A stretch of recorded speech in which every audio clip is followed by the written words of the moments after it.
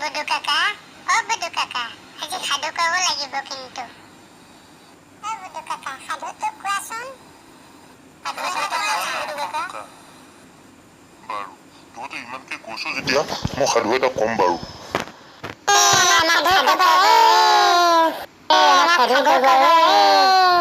বাৰু শুন, সাধুটোৰ নাম হ'ল ৰজা হোৱা শিয়াল। এখন নগৰৰ কাষতে এখন হাবি আছিল। হাবিখনত আন আন জন্তুৰ লগতে চান্দবৰ নামৰ এটা শিয়াল আছিল। এদিনাখন নিশা সি ভোকত কাতৰ হৈ আহাৰ বিচাৰি ঘূৰি ফুৰি নগৰত সোমালে। নগৰত সোমোৱাৰ লগে লগে কুকুৰবোৰে তাৰ ফালে চোচা ল'লে। সি ভয়তে বিকট চিঞৰ মাৰি থৰকাচুটি হেৰুৱাই লৰ মাৰিলে। কুকুৰকেইটাৰ পৰা হাত সাৰিবলৈ চান্দৱে মানুহ এঘৰৰ ঘৰৰ পিছফালেৰে সোমাল। ঘৰটো আছিল দুবাৰ ঘৰ। ঘৰৰ পিছফালৰ বাৰাণ্ডাত পানী থোৱা এটা ডাঙৰ পাত্ৰত ডুবাই নীল মিহলাই থৈছিল। লৰৰ কোবত চান্দৱে সেই পাত্ৰটোতে পৰিলগৈ। কিছুপৰ পিছত কুকুৰবোৰ দিহা-দিহি গুচি গ'ল। তাৰ পিছত চান্দৱে কোনোমতে নীল মিহলি পানীৰ মাজৰ পৰা উঠি হাবিত সোমালগৈ। তাৰ পিছত কি হ'ল কাকা? তেতিয়াহ'লে শুন, নীল মিলোৱা পানীত পৰি চান্দৱৰ দেহাটো ইতিমধ্যে নীলা হৈ পৰিছিল। তাৰ সেই নীল বৰণীয়া দেহাটো দেখি হাবিৰ জন্তুবোৰে কি ধৰণৰ জন্তু বুলি ভয়তে পেপুৱা লাগিল। তাৰপিছত কি হ'ল কাকা? তাৰ পিছত জন্তুবোৰে নিজৰ মাজতে কোৱাকুই কৰিবলৈ ধৰিলে। এই আচৰিত জন্তুটো ক'ৰ পৰা আহিলো? এনেকুৱা জন্তু আমি কেতিয়াও দেখা নাই আৰু ক'ৰবাত থকা বুলিও শুনা নাই।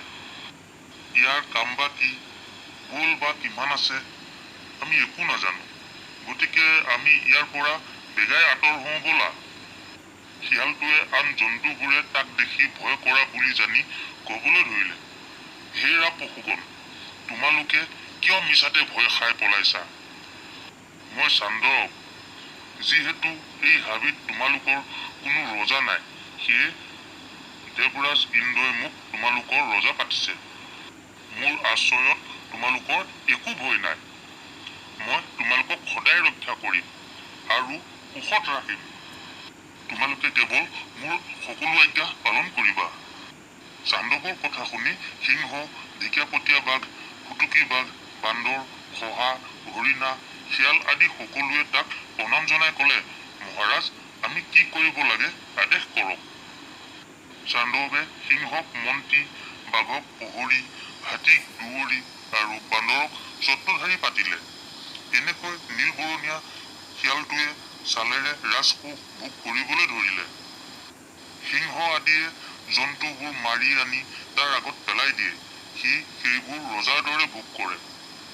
চান্দৱৰ ৰাজসভাত নিতৌ জন্তুবোৰে বিভিন্ন নৃত্য গীত পৰিৱেশন কৰে।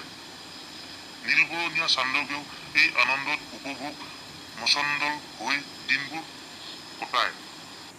এদিন চান্দৱে এটা বান্দৰক হাবিত থকা গান গাব পৰা নতুন জন্তু চৰাই কিছুমান ৰাজসভালৈ আনিবলৈ ক'লে। সদায় একেবোৰ জন্তুৰ গান শুনি শুনি অলপ আমনি লাগিছে। সেয়ে নতুন সোৱাদ ল'বৰ মনেৰে এদিন চান্দৱৰ ৰাজসভাত এক সংগীত সন্ধিয়া আয়োজন হ'ল। কুলি, কেতেকী, মইনা, শালিকী আদি চৰাই সুন্দৰ গীত জুৰিলে।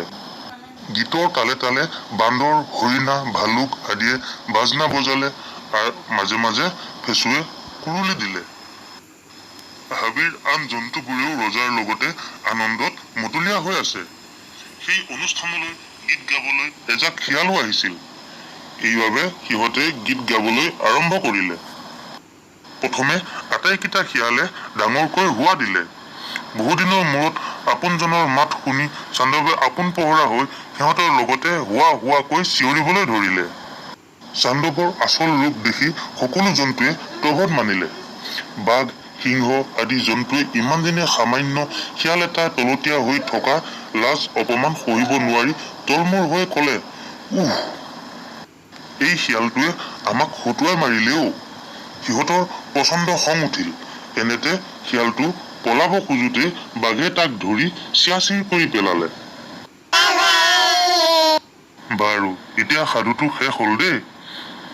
হ'ব আৰু এটা কোৱা না বুঢ়া কাকা হ'ব দিয়া মই কাইলৈ আকৌ এটা ভাল সাধু কম দেই তোমালোকক কাইলৈ আকৌ শুনিম তেতিয়াহ'লে দেই বুঢ়া কাকা